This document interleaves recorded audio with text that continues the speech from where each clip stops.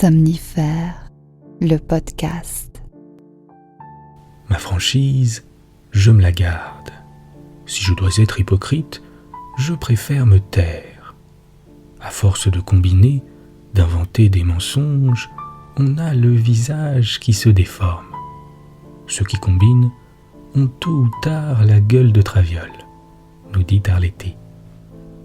Bonsoir à toutes et à tous, nous sommes le mercredi 23 mars et Somnifère vous plonge ce soir dans la campagne suisse avec l'histoire de Nathalie, une vieille dame qui fait son retour dans sa ville natale après des décennies passées à l'étranger pour gagner sa vie. Elle se prépare à une certaine solitude et se désole de n'avoir pas fondé de famille. Or son retour fait rapidement le tour de la localité et elle se retrouve dès son arrivée très entourée. Mais cet intérêt soudain vient-il d'une réelle affection ou est-il seulement intéressé?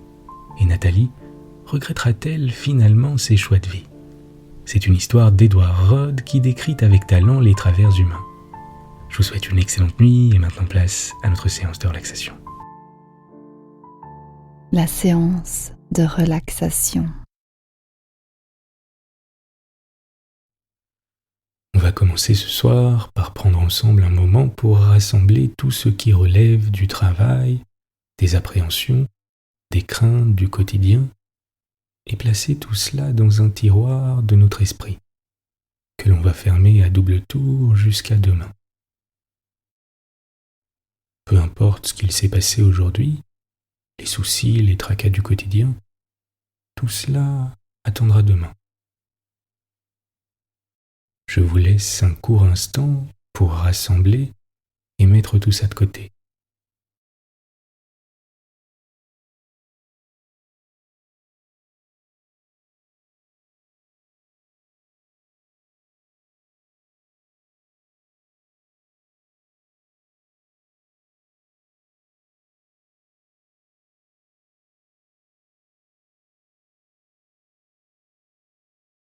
Je vous invite à prendre une grande inspiration, la plus grande que vous ayez prise aujourd'hui,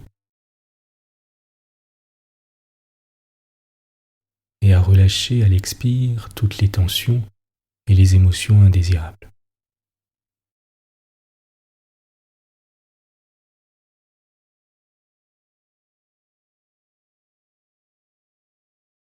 Pendant un court instant, ne faites rien d'autre que de porter votre attention sur les mouvements de votre ventre et de votre abdomen.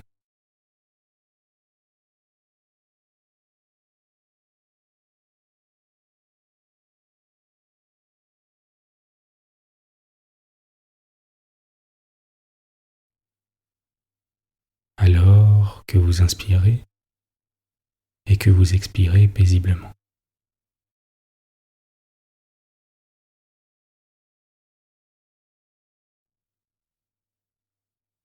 Prenez un moment à présent pour visualiser la version de vous-même qui serait la plus calme et la plus sereine.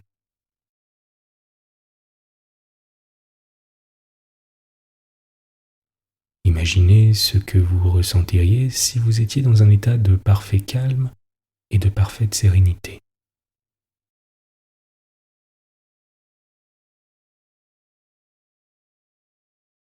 Quelles seraient vos émotions? Les traits de votre visage, détendus, radieux.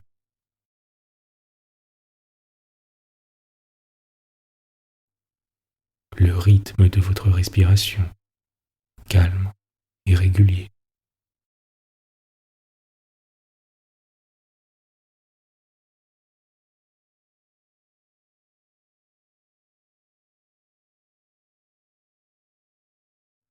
On va à présent prendre un moment pour détendre chaque partie de notre corps, de la tête aux pieds.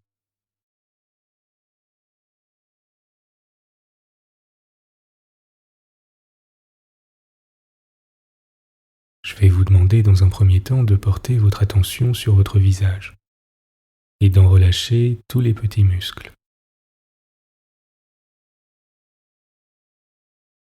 Ceux de la mâchoire,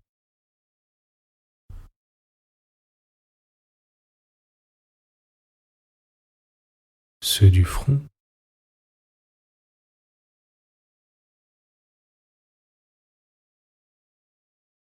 l'axe de la lèvre supérieure et de la bouche.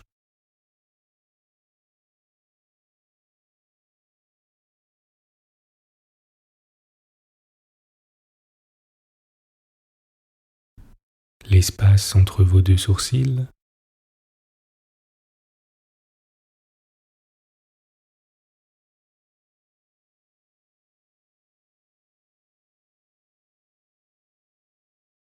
Les paupières. À présent, laissez cette détente se propager progressivement au reste de votre corps,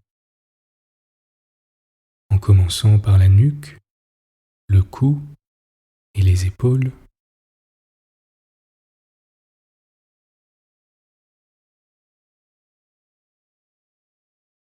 pour descendre lentement, progressivement, et arriver jusqu'à la pointe de vos pieds. Je vous laisse quelques instants pour laisser cette détente se propager et porter simplement votre attention sur votre corps.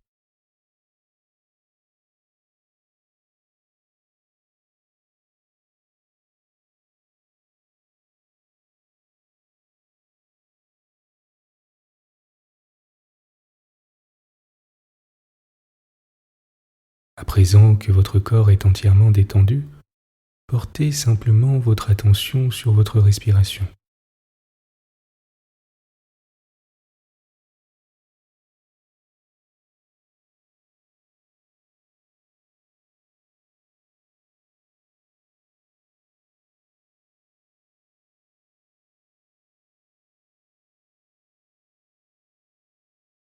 En observant simplement la manière dont votre corps inspire et expire.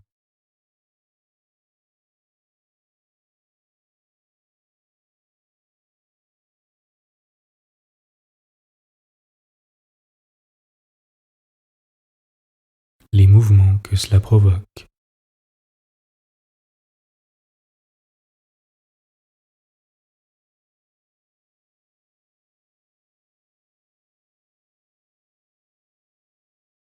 Les variations de température à l'inspire et à l'expire.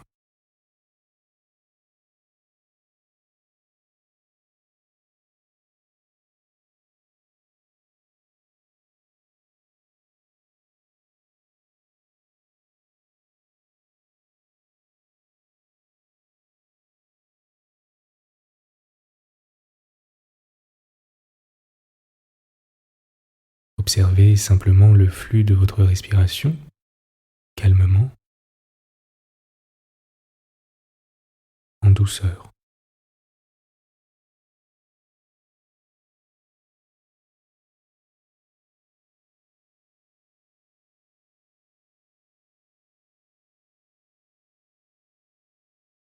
Observez les appuis de votre corps avec le matelas.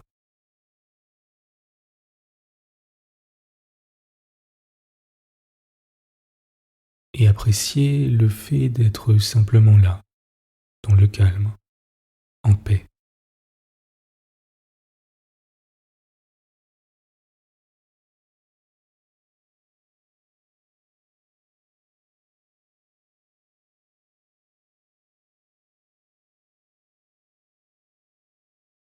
Continuez de porter votre attention sur votre respiration et sentez comme la détente s'installe davantage à chaque expire.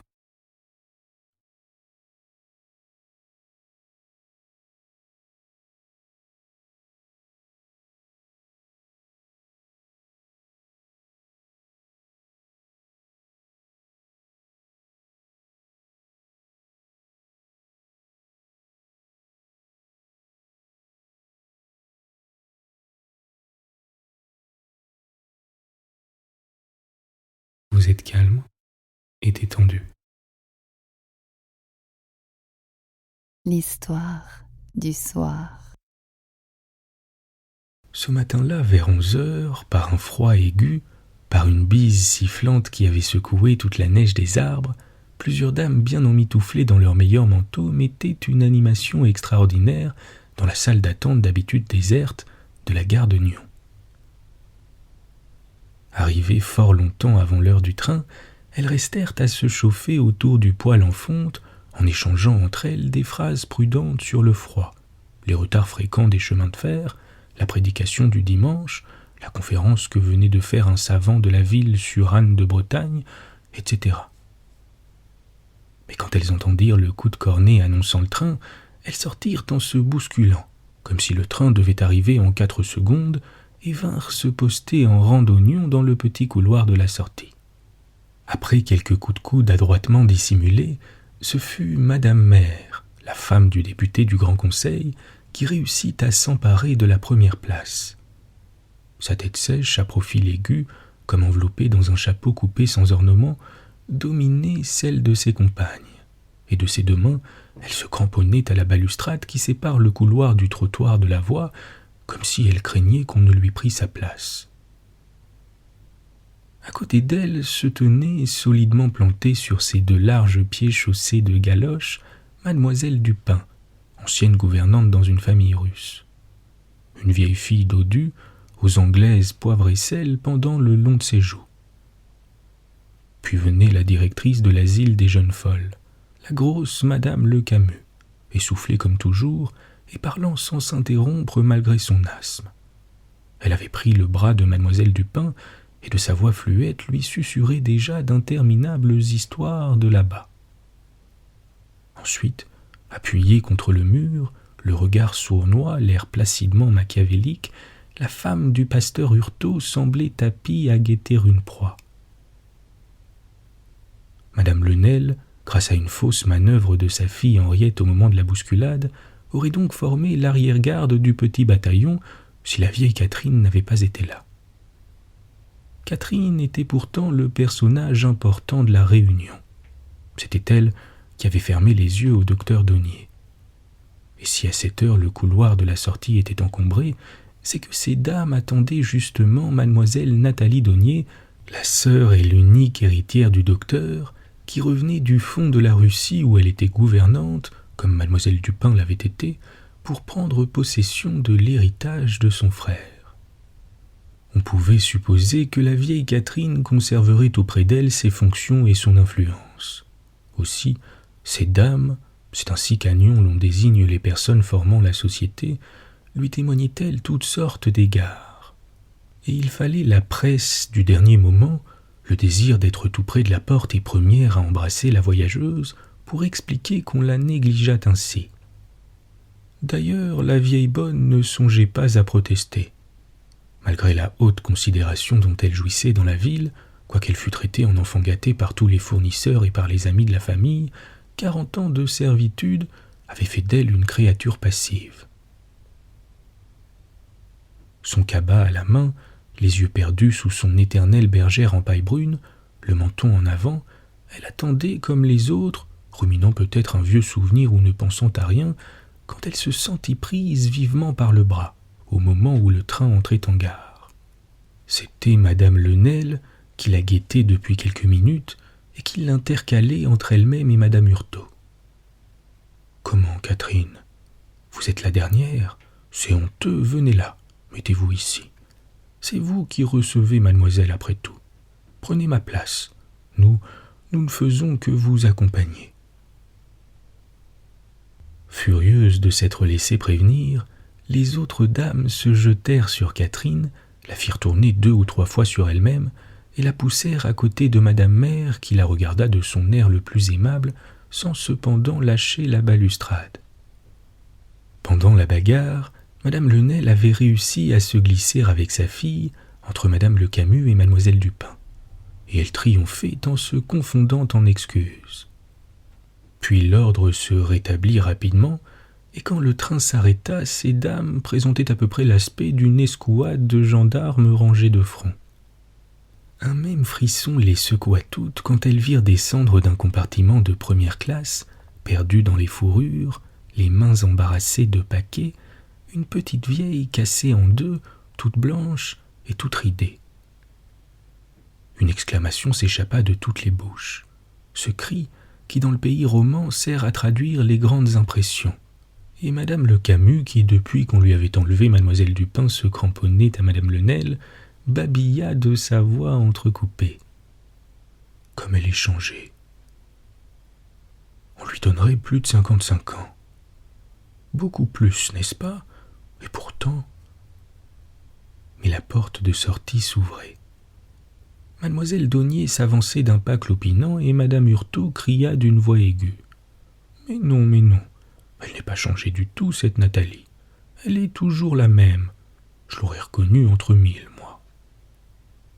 Et les embrassades commencèrent, interrompirent la circulation, bousculèrent les voyageurs, firent grogner l'employé qui recevait les billets. Et se prolongèrent pendant plusieurs minutes, quoiqu'Henri tirât Mademoiselle Daunier par son manteau en lui demandant si elle n'avait pas de bagages. La pauvre vieille ne pouvait lui répondre. En un clin d'œil, on lui avait enlevé ses paquets, et ahuri, elle passait de main en main comme une poupée, au milieu d'exclamations enthousiastes. Quelle joie! Enfin te voilà, ma bonne Nathalie, après tant d'années. Et Madame Lenel trouva moyen de placer plus de paroles que les autres. Voilà ma fille Henriette. Elle était encore au berceau lors de ton dernier voyage. Mais elle te connaît, je lui ai si souvent parlé de toi. À la fin, on poussa Mademoiselle Daunier dans une voiture retenue depuis 8 jours. On jeta Catherine à côté d'elle, et Madame Mère, dressée devant la portière, annonça « Nous te suivons. Nous dînons toutes chez toi aujourd'hui. La bonne Catherine a préparé un repas pour fêter ton retour. » Et la voiture se mit en route. Mademoiselle Daunier n'avait rien pu répondre à toutes ces protestations qui l'étouffaient. Elle venait de traverser l'Europe dans presque toute sa longueur, elle avait la tête pleine du bruit des gares, les jambes ankylosées, le corps moulu. Elle souffrait de ses rhumatismes. Sa fatigue était telle que depuis bien des heures, elle ne désirait plus rien, et qu'elle n'avait pas même ouvert la portière en approchant de sa ville natale. Et pourtant, habituée par état à s'oublier, à trembler devant la volonté des autres, elle ne demanda pas qu'on la laissât se reposer en paix. Le fiacre en cabotant suivit des rues bordées de maisons neuves ou récrépies, toutes blanches avec des volets verts. Des noms nouveaux aussi éclataient sur les enseignes. La municipalité avait remplacé les pierres inégales des rues par de luxueux pavés plats, comme il y en a dans les capitales. Et Mademoiselle Daunier reconnaissait à peine, dans cette ville coquette d'aspect moderne, la vieille petite ville primitive où son enfance avait passé.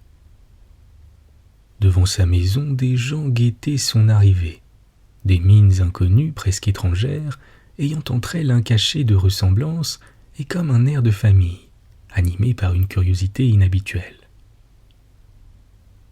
Mademoiselle Daunier répondit avec embarras au coup de chapeau et au salut qu'on lui adressa, se hâta de disparaître derrière sa porte, monta l'unique étage, fut chez elle. Chez elle. Depuis 30 ans, elle rêvait un chez elle. C'était pour acquérir un chez elle qu'elle avait enseigné la langue française, la musique et le dessin à l'étranger. C'était pour ce chez elle qu'elle s'était abreuvée d'eau minérale, à goût pourri, qui ne lui convenait pas, qu'elle avait pris des rhumatismes dans l'intempérie d'un climat glacé, avalé des humiliations qui lui restaient à la gorge, subi des reproches injustes en se ratatinant d'année en année, jusqu'à devenir la pauvre créature inquiète, malade, courbée en deux, épeurée et résignée qu'elle était. Maintenant, un hasard arrivé contre toute probabilité, la mort de son frère cadet, réalisait son rêve. Elle était chez elle, au milieu de ses vieux souvenirs, des meubles de son enfance, du salon en damas jaune qu'elle se rappelait, de la salle à manger où elle avait pris son dernier repas avant de quitter la patrie, où le vieux coucou avait sonné l'heure de son départ, comme il sonnait aujourd'hui d'une voix fêlée, celle de son retour. Mais toutes ces choses désirées, elle les avait trop tard.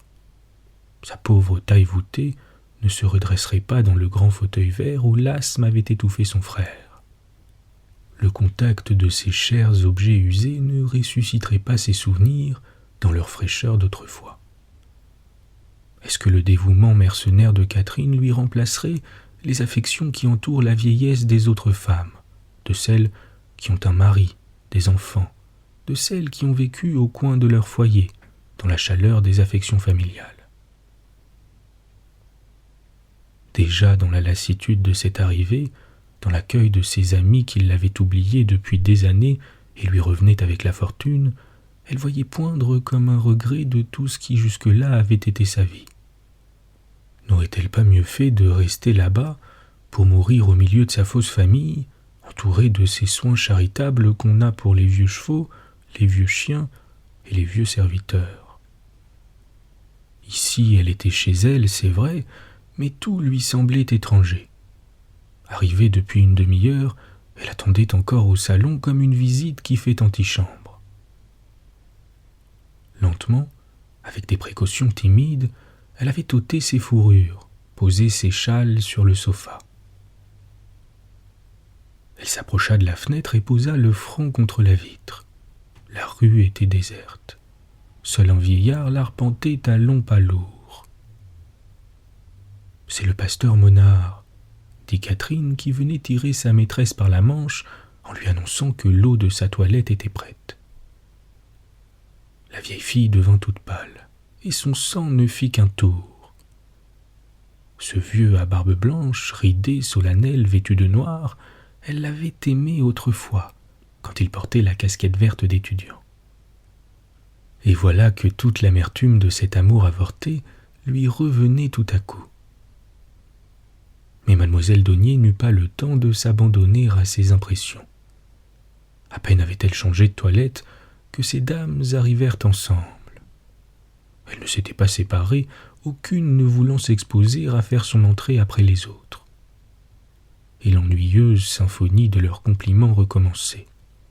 Catherine avait préparé pour sa nouvelle maîtresse les plats favoris de son ancien maître, un noble chevalier au vin blanc, des côtes de veau à la béchamel, une pintade. Et ce qui la désolait, c'est que mademoiselle Daunier ne fit pas honneur au repas. Elle regardait les plats d'un œil terne, se servait petitement, et filait la viande avec son couteau, ne mangeait pas. D'abord, la conversation roula sur les talents culinaires de Catherine. C'était, pour toute phrase, des exclamations. « Oh, cette Catherine, comme elle a fait sa sauce! Seras-tu soigné avec elle? C'est que c'est un fin cordon bleu. » Mademoiselle Daunier avait haché sa salade en fines lamelles, dont elle s'amusait à broder des arabesques sur son assiette, pendant que madame Le Camus parlait, la fourchette en l'air. D'ailleurs, ces dames firent chorus, et pendant un instant, ce fut un hymne en l'honneur des gouvernantes et de l'étranger. « Et puis, ça développe l'esprit, » dit sentencieusement mademoiselle Dupin, pendant que madame Hurteau répétait en accentuant ce que venaient de dire les autres. « Je l'ai toujours dit, il faut qu'une femme voie du monde. Te rappelles-tu quand tu es partie, Nathalie? J'aurais bien voulu m'en aller aussi. On me parlait d'une place à Constantinople. J'aurais vu le Bosphore. C'est mon père qui n'a pas voulu. Il a toujours eu de drôles d'idées, mon père. » Puis quand il fut bien évident que l'assemblée était unanime sur la question, mademoiselle Lenel, ayant déposé son couteau à côté de sa fourchette, prononça nettement. « Pour ma part, il y a longtemps que je dis à ma fille Henriette, qui a 16 ans, qu'elle partira dès qu'elle aura 17 ans révolus. À présent que je te vois revenue et en bonne santé, et si heureuse, Nathalie, je suis plus décidé que jamais. D'autant plus que tu m'aideras à la placer, j'en suis sûr. » Un petit frémissement réprobateur courut parmi les convives. Une telle demande était prématurée, presque cynique. Avant d'importuner mademoiselle Daunier, il fallait lui laisser le temps de se reposer. Et madame Le Camus, qui se proposait d'utiliser le repas pour poser un jalon à une requête en faveur de l'asile, allait prendre sur elle de détourner la conversation, quand au milieu d'un silence profond, mademoiselle Daunier répondit avec une sorte de brutalité. « Ah non, par exemple, non. Je ne placerai personne. Il ne faut pas me demander de me mêler d'une affaire pareille. Je ne suis pas de votre avis, mesdames. Je trouve, moi, que quand on a le bonheur d'avoir une fille, on la garde près de soi. Fallut-il partager avec elle son dernier morceau de pain. Des murmures d'étonnement se firent entendre, mais d'abord personne ne parla. Madame Lenel serrait les lèvres. À la fin, avec un effort pour dissimuler son embarras, elle balbutia. « Ce n'est pas une question d'argent, ma bonne. La question d'argent n'a rien à faire là-dedans. Il faut qu'une jeune fille voie le monde. Il faut qu'elle apprenne les langues. Toutes ces dames sont de mon avis. » Mademoiselle Daunier reprit en secouant la tête. « Je les ai apprises, moi, les langues, et j'ai vu le monde. On m'a promené à travers tous les pays, d'abord comme on promène une domestique, ou à peu près, puis comme on promène une tante pauvre. J'ai bu de toutes les eaux, je me suis baigné dans toutes les mers. J'ai vu toutes les sociétés. J'ai dansé avec des artistes illustres, et un grand-duc a daigné me remarquer. Je n'ai jamais senti une affection, une vraie, une de celles qui réchauffent. On me trouvait dévoué, et l'on exploitait mon dévouement. Et jamais on n'aurait eu l'idée que je puisse être autre chose que dévoué. Le monde est intéressant, oui peut-être, il y a de belles choses à voir, on s'élargit l'esprit. Mais avec tout cela, je suis vieille et je suis seule. » Mademoiselle Daunier aurait parlé encore, mais une extrême agitation succédait à la stupeur qui avait accueilli ses premières paroles.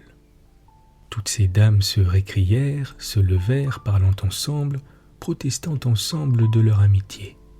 « Comment seule, chère amie? Comment peux-tu dire cela? Mais ne sommes-nous pas avec toi, nous qui étions comme tes sœurs? Nous serons ta famille, nous t'entourerons et nous te soignerons.